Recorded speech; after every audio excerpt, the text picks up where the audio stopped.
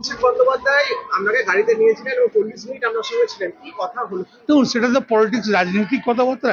সেটা তো আমি প্রেসের কাছে আলোচনা করতে পারি না, ওটা ব্যক্তিগত ব্যাপার। বিভিন্ন সংগঠন নিয়ে বিশেষ কিছু আলোচনা।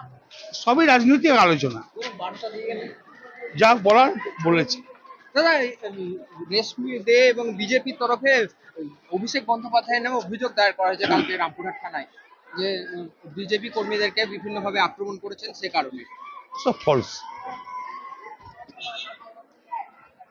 অভিষেক বন্দ্যোপাধ্যায় আপনাকে গাড়িতে নিয়েছিলেন এবং 40 মিনিট আপনার সঙ্গে ছিলেন, কি কথা হলো? দেখুন, সেটা তো পলিটিক্স, রাজনৈতিক কথাবার্তা।